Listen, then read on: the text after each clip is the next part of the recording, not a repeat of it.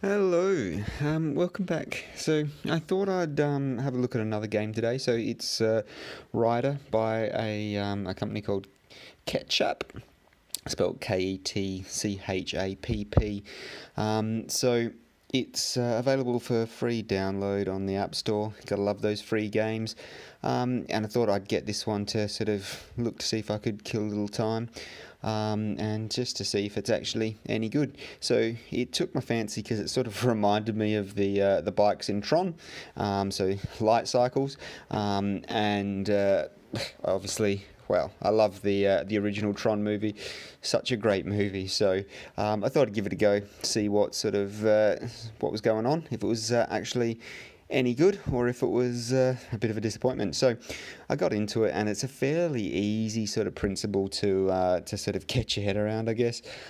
So basically, there's a few different modes. So there's free run mode, which is what I'm sort of playing in the background here. So I'm playing the free run game. And basically for this, all you do is last as long as you can. So you collect some gems or coins or whatever they actually are, and try and travel for as long as you can, get the highest score you possibly can. So it's fairly simple. There's so that's your sort of fairly standard mode. You've got levels, which I've yet to have a look at, so I'll have a look and see what they're like as well, if the game's actually any good and worthwhile. And a bit of a spoiler for you, I actually do like it. It's pretty fun. What you do is, you run around this, drive around this track. And you press the screen, press and hold the screen to move and to speed up. And then when you're in the air, if you press the screen, you'll flip. And so the idea is you flip, you get more points, multiple flips, multiple points, all that sort of stuff. And the longer the distance is, the more the points count up. So that's sort of the aim of the game. Fairly straightforward thing to do. There's obviously a few things to dodge, like circular saws. There's spikes that come out of the ground. What else is there? Anything red.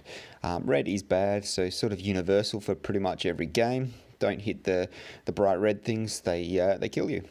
So when you're and you can also die from landing on your roof. So if you land on your roof, then you die.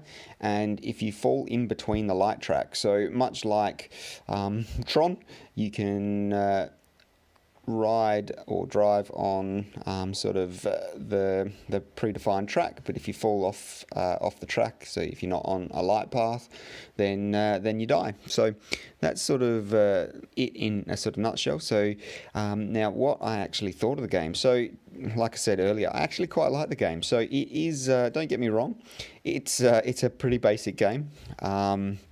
But I guess it's sort of challenging enough to keep you interested, keep you entertained, and keep you sort of going back for more. So you finish a level, get, 30, 40, 50, 60 points, whatever.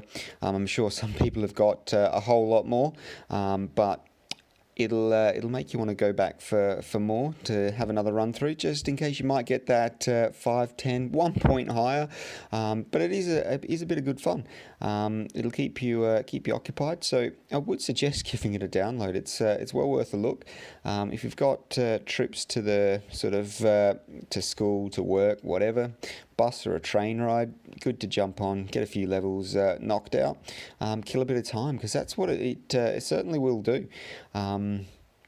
The more you play, sort of the more options of vehicles you get. To be completely honest with you, some of the vehicles are cool. Some of them are pretty average, I'll say. There's a skateboard option, which I thought was pretty average. There's a few motorbike options there that are cool, and a few car options that are cool. But to be completely honest, they don't really make a difference. So the type of vehicle that you've got doesn't really make too much of a difference to your performance. So just because you've got a car, whatever, doesn't. From what I can tell, there's no difference. It's just a looks thing. So just pick something you like the look of and run from there. That being said, It's free for download, so you're not going to lose anything by giving it a go.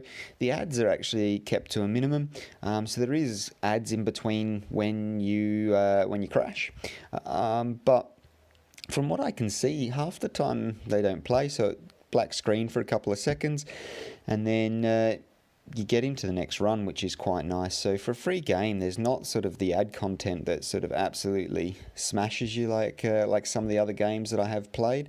They do sort of hammer on the ads a bit, and to be fair, that's how they make their money. So they've got to do it somehow. Otherwise, they can't afford to produce a game. So there's nothing wrong with a bit of ad revenue.